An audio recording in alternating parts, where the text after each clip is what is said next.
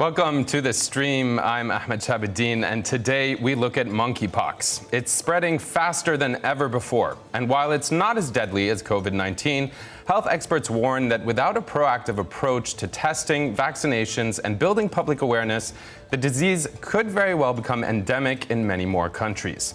If you have a question about monkeypox or you want to jump into our YouTube chat, you too can be part of today's conversation.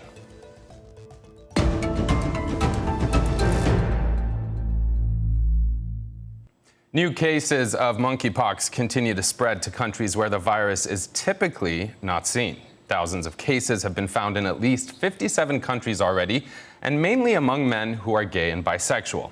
Here with us to talk about the global outbreak, we have Benjamin Ryan, a science journalist based in New York City. In Geneva, Dr. Rosamund Lewis of the World Health Organization, and in Yaoundé, Cameroon, Yap Boum, a microbiology professor and regional representative for Epicentre. That's the research arm of Doctors Without Borders. Thank you all for being with us. To kick things off, I was hoping to just make you listen to a video comment that we here at the stream received from a science journalist based in San Francisco. Her name is Liz Heileman. Take a listen. We still have a lot to learn about monkeypox, but right now it does appear to be spreading primarily among gay, bisexual, and other men who have sex with men in the United States and other countries where it hasn't been endemic. But we do know that it transmits from close personal contact, including sexual contact, which could include skin-to-skin contact, kissing, contact with clothes or bedding that have been in touch with the sores of someone with monkeypox. So anyone could potentially get it. And what we need now is more testing and more widespread testing so we can see where this epidemic's going, because that's the only way we're going to be able to contain it. So Rosamund, you heard her say we need more testing. And if I'm not mistaken, I understand it's primarily transmitted through skin-to-skin contact. What do we need to know about monkeypox in your mind? Well, monkeypox is a disease that is related to what used to be smallpox, which was eradicated in 1980, right? So we've spent 40 years with learning about monkeypox as it has arisen in the African setting where it was first discovered some time back. And so it's not a new disease. That's one important feature. It's not new, but it is something that has been emerging over a long period of time. And so what we're seeing now is a completely different outbreak. It's not been seen in this way before. It's manifesting in a completely new way. And I appreciate you bringing that up. I see Benjamin nodding when you say it's manifesting in a completely new way. Anecdotally, I've heard what those ways are. I'm curious, Benjamin, for our audience, why is it spreading to new countries in your mind? And what do you think Rosamund was referring to? What shocks you most about how it is spreading? Well, I think what I can certainly comment on is that what we're seeing from the data is that this is primarily spreading amongst sexual networks of men who have sex with men. It seems to be what's happened is it made its way into Western Europe about 2 months ago, and into groups of gatherings of gay men, parties, group sex activities. And a lot of these guys have done a lot of traveling, and they engage in sex with multiple partners in short periods of time, which is a great way for a pathogen to transmit.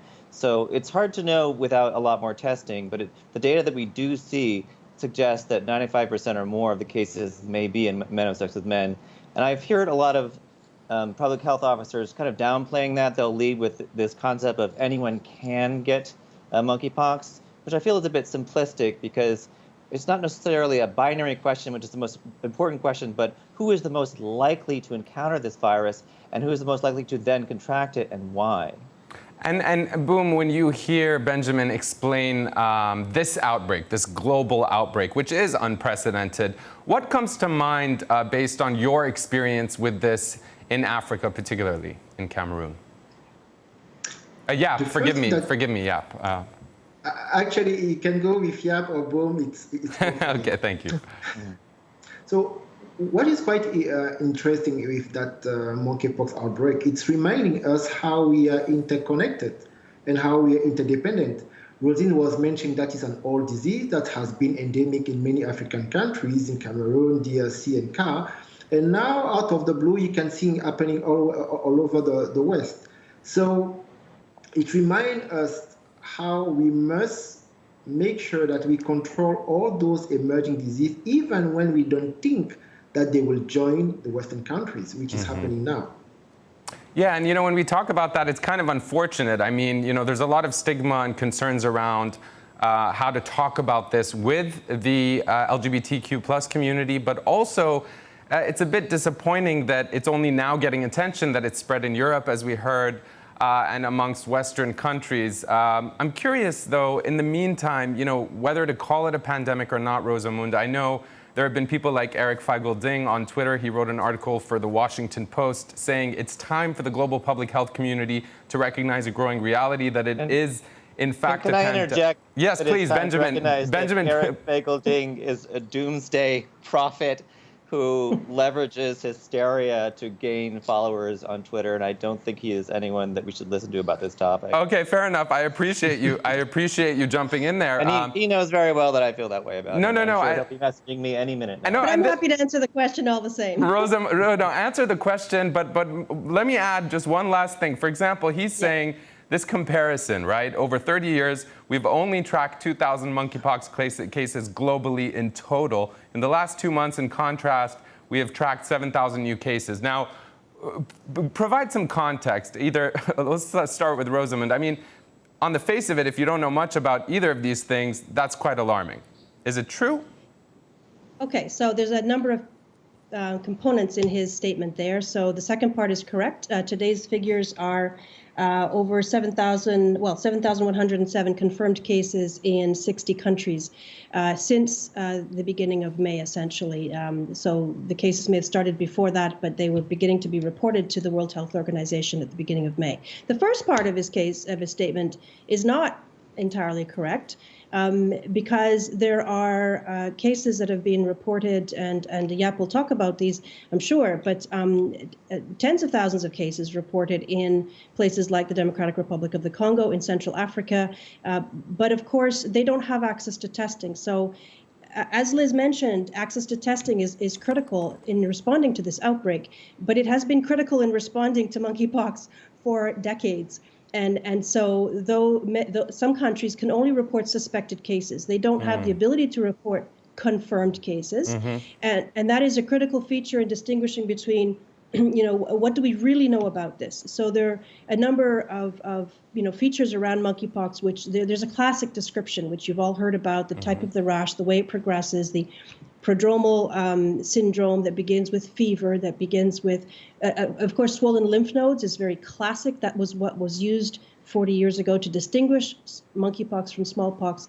And so these are the classic descriptions of the disease. And we are hearing some deviation from that today. But there's always been a wide range of clinical manifestation, from subclinical infection, which means people could be exposed and mount an antibody response but never have symptoms, to very severe illness and death. So it's not only a mild disease. It's a disease that can affect many. It can affect anyone. The way it transmits is primarily face-to-face, skin-to-skin, but we're not ruling out other possibilities, and we have a lot to learn. We all have a lot to learn about this. About this outbreak, first of all, I think words are really super important. Right. So pandemic is one of those words that everybody uses it differently. And what does it mean? And in international public health, the word pandemic is used specifically in the context of pandemic influenza, which has been known for a long time. You've all heard in the last few years about waves of influenza pandemics. It's not something that is actually used to trigger global response. Okay. The World Health Organization, under the international health regulations, has something called a public health emergency of international concern, which was called for Ebola, which was called for Zika, which was called for SARS, which was called for COVID-19. So essentially, I mean, I understand and appreciate that it's important, how we talk about this. With that in mind, I do wonder, Benjamin, you've interviewed several people from the gay community in particular, including a man in London who had quite a harrowing case. We've seen online as people are kind of describing their journey, either worried about having it or eventually getting diagnosed. There's been a lot of misdiagnosis. What can you share with us about what they've told you? Well, some of the data that we're seeing is that perhaps up to maybe about 10% of people who contract monkeypox in this global outbreak are being hospitalized. Now, some of that could be to treat severe pain or infections of the lesions, and some of that may be if they can't isolate otherwise. But some of the people that I've talked to have experienced this pain. It's pretty uncanny what they're going through. And this could be a bias of the kind of people who are talking to me. I might be seeing, overrepresentation of worst cases.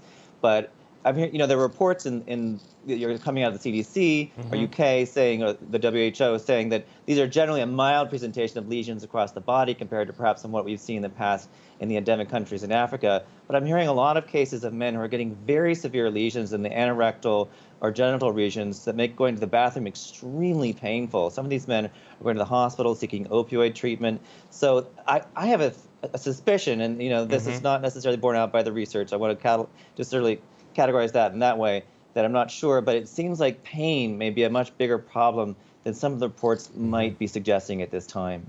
All right, well, it seems like at least Rosamund and Yap are nodding in agreement with that assertion. Yap, I'm curious, in Cameroon and across Africa, I mean, how challenging is it to diagnose and to test currently? What are the barriers? It is quite challenging. The first challenge is that most of the cases will happen in a very rural environment, so close to the forest. So you need to be able to collect the sample and then to bring to a very specialized lab.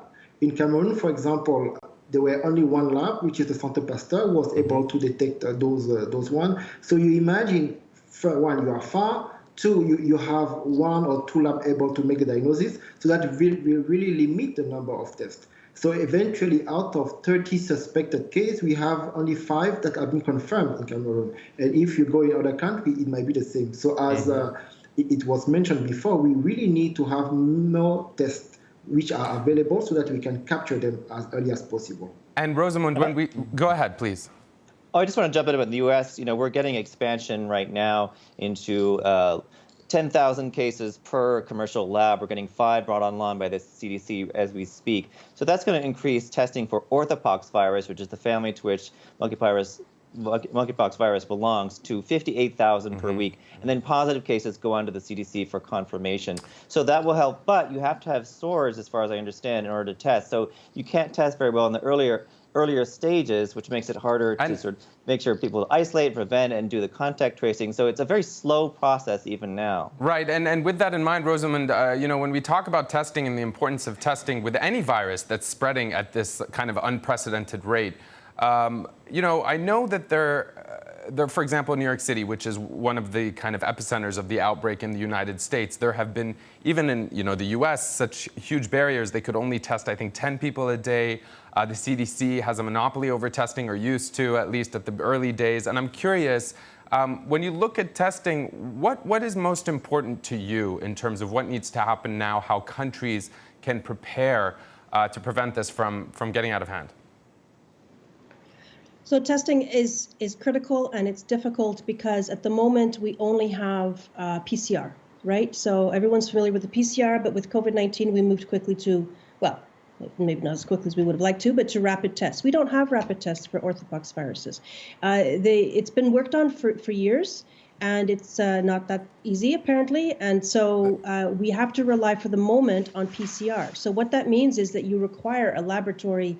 In most situations, you require a laboratory setting. There are other technologies that can be brought to bear, but you also need the reagents, you need the primers and the probes, everything that goes into doing a PCR test. And it does take time. It's lab time, it's human resource time, it's personnel time. And so that is challenging. What's interesting about this is that it's proving challenging, as challenging almost in America as it is in Africa. Yeah, this is an unusual situation. Right. And so and sorry to here interject. we share a challenge. If I can just interject on that point, I mean, it's kind of shocking that for decades, it's not like coronavirus, which has appeared to, I know it's related to other viruses, but appeared just 2 years ago. I mean, we've known about this, as we've heard from Yap. It's been around in Africa, and as you know, for decades. So why is there no rapid test, for example, and why don't we know more? Because to have those... Go ahead, Yap, go ahead. Okay, so I was saying that to have all those tests available, you need a lot of money, you need a lot of fund for those research lab institutions to find those rapid tests. Same thing for the vaccine, same thing for the drugs. So because there has not been any funding, or let's say good funding and also no market, because if you want to produce the test, you need to have a big market for that. And if you have only few cases in Africa, then you won't have them. I agree with Jaap. Go ahead, Rosamund. Rosamund. Underinvestment. Yeah. I completely agree. There's been underinvestment in research and surveillance, and in Africa in general, where this disease has been emerging for the past 40 years. What there is an upside to the story, and that's that every country in the world did eradicate smallpox it was declared eradicated in 1980. But since that time, there's been 40 years of ongoing research, which has led to what we have today. The tests we do have today, the vaccines we do have today, the treatments we do have today, which are still all relatively new, many of them relatively new products. They're still not widely available, although a lot of work is going into that right now. They are the product of actually smallpox preparedness. And so also the good news is we're starting to roll those out as well. So we're not so far behind as we were with COVID at this time. There's a lot more hope involved. In addition to the fact that no one has died from this disease. There's over, I think, 8,000 cases globally outside of Africa. There have been 3 deaths recently in Africa, but no one has died outside of Africa of this disease so far. So that's encouraging. I mean, when we on YouTube, some people are sending us questions and comments, one of which I'll read. George Mitchell saying the global response seems very similar to HIV and AIDS in the 80s. I disagree entirely. Okay. And I really, well, that's why we do this. What is different about it? What is different? Well, I hear a lot of talk on Twitter. There's a misconception that the problem in the early days of AIDS was that people overemphasized of how much AIDS was occurring amongst men who have sex with men. I think it's really the opposite. The problem was people ignored AIDS because it was affecting men who have sex with men. And in the United States and in Western countries, HIV has always been predominantly amongst men who have sex with men. So I don't understand how people got that backwards. And this is occurring predominantly, as we understand it right now, amongst men who have sex with men. Monkeypox is. And it may spill out more into other populations. We don't know. We need to be on the watch for that. But we also need to speak frankly about what kind of behaviors are associated with transmitting this virus at this time and what people can do to start to think about how they can maybe mitigate their own risk and those of their partners and their members of their community through vaccinations, through changes in their sexual behavior or whatever it might be. No, and I think it's important that we're candid about all aspects of this conversation. So to help us doing that, we have a video comment sent to us from Dr. Mike Ryan. He's the executive director of the WHO's Health Emergencies Program. He's talking about how prepared or not nations are as they assess what to do about this. Take a look. So each country has gaps in its readiness, gaps in its preparedness, gaps in its surveillance. No country is without those gaps. Some of those gaps are more extreme, and many of those gaps are because of lack of access and lack of equity. We will see differential impacts in countries. So depending on how strong that wall of immunity is in your community, depending on how well you deal with the vulnerabilities that people have, and depending on how well you're prepared to deal with that, I think we're going to see further waves of disease, and I think we will see them have a very differential impact between countries. And there is so much that countries can do now in preparation and in readiness. So, Rosamund, yes, go ahead, Benjamin. Yes, for a question is, what do we feel about the long-standing impact of people who were vaccinated for smallpox when they were younger people up to 50 years ago? What do we think that'll do to protect people against monkeypox now, if anything? Well, what we've been seeing over the last 40 years is that when the monkeypox first emerged, it was in 1970, and smallpox was eradicated in 1980. So as the cases began to emerge in Central Africa, but also West Africa, we're talking about different clades, different strains of the virus here. And the age was infants, 2-year-olds, 5-year-olds, young children. And over those 4 decades, the average age of the cases appearing, they're all ages actually in Africa, but the average age, the median age, has actually risen to be young, late adolescents, young adults. And this is in part hypothesized to be because anyone, as you've mentioned, anyone under the age of 50, or depending on the country, 40 to 50, has not been immunized against smallpox. So the hypothesis is there may be some remaining immunity, but of course, I've had that vaccine, but that's, a long time ago, and we don't actually really know whether, it was a very, very powerful vaccine, but we don't actually really know whether that immunity is still there. We think that there may be some immunity remaining in that population group. And so there may be some protection in people over 50 around the world. Well, you know, what's interesting to me, I was in Brazil and I recently arrived in the US, and it's interesting to see how certain cities, major cities in the world, New York, Washington, D.C., I know in Canada as well as London, they're starting to vaccinate people from the LGBT community, particularly men who have sex with men or have multiple partners. And I've already seen people doing this sort of traveling to the US, trying to get vaccines, but vaccines are short, even in the U.S. and in other I've heard of men going from New York to Montreal to try to get it. Yeah, and we're seeing this sort of, you know, traveling to get this vaccine. Is that a positive step? You know, is that something that shocks you, Yam? Actually, yeah, I'm so sorry. I keep getting your name wrong. Forgive me. It's fine. It's actually remind me when we were starting the COVID vaccination, in the sense that you will have the Western countries who will feel the highest risk, will keep the dose. It's critical that if we have a stock of those, that we make sure that also the endemic countries will have those doses of smallpox vaccine, because now we are focusing on the gay population in the Western, but we should also remember that what we are seeing in Africa is only the tip of the iceberg because of the testing. So we have to make sure that those vaccines also remain available for those populations. As per now, we don't have many deaths, but who knows when the virus will eat most vulnerable population? Who knows what's going to happen? Yeah, do you have faith that, you know, now, even though it's frustrating that there's maybe more attention on funding and the importance to fund this, not only in the West where it's happening now, but where it's been happening for decades, do you have faith that that will change, that this is an opportunity for countries in Africa to receive the funding they've been missing? Definitely. Actually, it has already started. There is a clinical trial that has started in the Central African Republic on one of the drugs to treat, which was used for smallpox, that may be used for monkeypox. So it's coming. It's coming. But we actually want it not to come only when there is an emergency. We want the fund to be available to fight and to prevent those emergent diseases.